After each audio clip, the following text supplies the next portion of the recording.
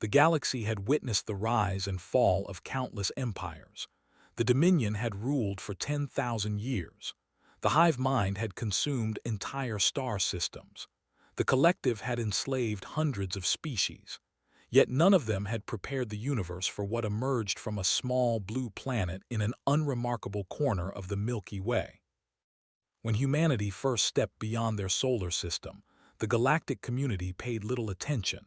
Humans were small, fragile creatures with short. Their bodies lacked natural armor, venom, or claws.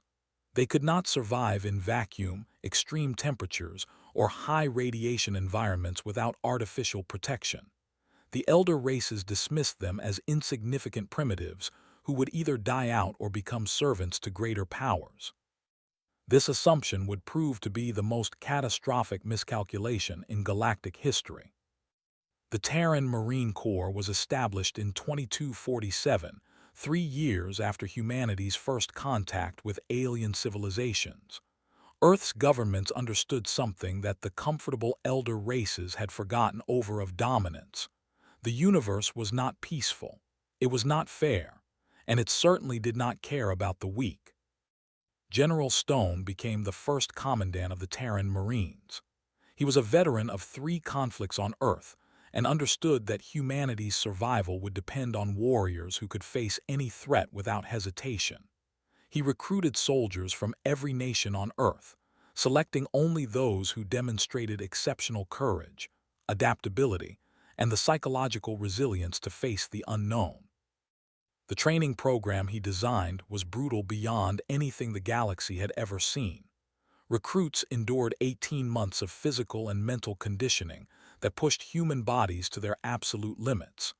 They trained in simulated alien environments, learned to fight in zero gravity, and were taught to improvise weapons from anything available. Most importantly, they were taught that retreat was not an option when protecting humanity. The first true test came during the incident of 2251. A raiding fleet had targeted the human colony expecting easy prey. There were terrifying creatures, standing 3 meters tall with armored exoskeletons and razor-sharp appendages that could slice through metal. They had conquered dozens of species through sheer ferocity and overwhelming numbers. 800 Terran Marines faced a force of 12,000 warriors. The aliens expected the humans to surrender or flee. Instead, the Marines fortified the colony's central complex and prepared for battle. Sergeant commanded the defense of Sector 7, the most vulnerable approach to the civilian shelters. When they breached the outer walls, she watched her squad get cut down to 4 survivors within the first hour. Any other species would have broken and run. Instead, gathered ammunition from fallen comrades, positioned her remaining soldiers, and counterattacked. They had never encountered prey that charged toward danger. Their tactical programming faltered against creatures who seemed to grow more aggressive when wounded rather than less. Squad killed 63 before reinforcements arrived. She lost 2 more soldiers but never surrendered a single meter of ground. Throughout the colony, similar stories unfolded. Lieutenant James held a bridge crossing for 11 hours with only 19 Marines, turning the narrow passage into a killing ground. Corporal, the last survivor of her unit, strapped explosives to her armor and detonated them inside a command vehicle, destroying their communications hub. When relief forces finally arrived from Earth, they found 312 surviving Marines standing among the bodies of more than 3,000 warriors. The colony's population of 40,000 civilians remained unharmed. The hive mind requested a formal cessation of hostilities within 1 standard week. They never raided human territory again. News of the defense spread across the galaxy faster than light itself. Other species studied the battle recordings with a mixture of fascination and horror. They observed humans continuing to fight with grievous injuries that would have incapacitated members of any other race. They saw Marines protecting wounded comrades at the cost of their own lives. They witnessed tactical creativity that adaptive algorithms could not predict or counter. The Dominion, rulers of 37 star systems, watched these recordings with growing concern. High Counselor convened his military advisors to assess this new species. They concluded that humans were dangerous, but could be contained through political manipulation and economic pressure. Direct military confrontation would be unnecessary and potentially costly. This policy of containment worked for nearly 2 decades. Humanity expanded slowly, establishing colonies and trade relationships while building their military capabilities. The Terran Marines grew from 10,000 soldiers to over 2 million, with bases across human-controlled space. The arrangement collapsed in 2269 when the Dominion attempted to seize control of the transit, a strategic hyperspace corridor that would have isolated human colonies from Earth. Their fleet of 800 warships moved to blockade the passage, confident that economic pressure would force humanity to accept terms. Admiral Helena Cross commanded the Terran response fleet of 180 ships. Her vessels were smaller and less advanced than warships. Standard military analysis gave humanity less than a 12% chance of breaking the blockade. Admiral Cross ignored standard military analysis. She had spent her career studying how stronger opponents thought and planning ways to exploit their assumptions. They expected humans to negotiate or attempt a conventional breakthrough. Instead, Cross divided her fleet into 45 small strike groups and attacked from every direction simultaneously. The admirals found themselves facing an enemy who refused to behave predictably. Human ships would take severe damage but continue fighting.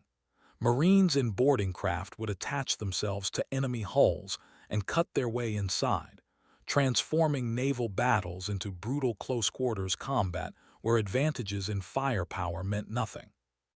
The Battle of Transit lasted 6 days. When it ended, they had lost 340 warships and control of the corridor. Humanity had lost 89 vessels but had demonstrated something far more valuable than military victory. They had proven that attacking human interests would cost any aggressor dearly. High Counselor sued for peace, accepting terms that granted humanity equal status in galactic affairs. More significantly, the battle recordings spread to every corner of known space. Species that had been enslaved or intimidated by them began to see humans as potential allies or protectors. The reputation of the Terran Marines continued to grow through the following decades. They responded to distress calls from threatened species, fought against slavers and pirates, and established themselves as defenders of those who could not protect themselves. The campaign of 2281 through 2285 cemented this reputation permanently. The Collective was a parasitic civilization that survived by conquering other species and using their populations as labor and biological resources. They had dominated their region of the galaxy for 6,000 years, and no force had ever successfully opposed them. When they attempted to expand into territory claimed by humanity's allies, General Sarah was given command of the response force. She led 400,000 Terran Marines across 40 star systems in a campaign that would become required study at military academies throughout the galaxy. Understood that they relied on fear and their enemies' unwillingness to accept casualties. She built her strategy around demonstrating that humanity possessed neither weakness. Her Marines would pursue forces relentlessly, accepting losses that would have broken any other military, because they knew that stopping would only lead to greater suffering later. The liberation of Prime became the defining moment of the campaign. The planet held 3 million enslaved members of the species, a peaceful race that had been conquered by the 2 centuries earlier. The garrison numbered 80,000 warriors, and they threatened to execute all prisoners if attacked. General responded by landing 60,000 Marines directly in the center of the largest slave camp. The operation was tactically insane by any conventional measure. Her soldiers were surrounded, outnumbered, and had no avenue of retreat. They did not need one. The Marines fought with a ferocity that even hardened veterans had never witnessed. They protected the civilians at all costs, forming human shields when necessary and carrying wounded aliens to safety while engaging enemies with their remaining hands. After 72 hours of continuous combat, the commander attempted to negotiate surrender. He could not comprehend that he was losing despite every advantage. General refused his terms. She demanded unconditional surrender and the release of all enslaved populations across territory. When the commander threatened to kill hostages, she simply replied that every who participated would be hunted across the galaxy until justice was served. The commander surrendered 3 hours later, not because he had been militarily defeated, but because he finally understood that these humans would never stop. They would chase the across time and space itself to protect those who could not protect themselves. The liberation of the slave worlds continued for 4 more years. By the campaign's end, humanity had freed over 200 million beings from bondage. The collective fragmented and collapsed, their reputation for invincibility shattered beyond repair. Species across the galaxy began requesting formal alliances with humanity. Ambassadors who had once dismissed humans as primitive now sought their protection and friendship. The Terran Marines found themselves being invited to train military forces for dozens of alien civilizations, spreading their doctrines of courage, adaptability, and determination. By 2290, the phrase Terran Marines had become synonymous with unstoppable warriors throughout known space. Parents on 1,000 worlds told their children stories of human soldiers who fought against impossible odds and never surrendered. Military commanders studied human tactics, trying to understand how such a young species had achieved such dominance. The answer was simple, though few truly understood it. Humans were not the strongest species in the galaxy. They were not the fastest, the most intelligent, or the most technologically advanced. But they possessed something that countless elder races had lost over of comfort and dominance. They possessed the will to fight for what they believed in, regardless of the cost. General Stone, now elderly and retired, was once asked by an alien journalist to explain the source of human military success.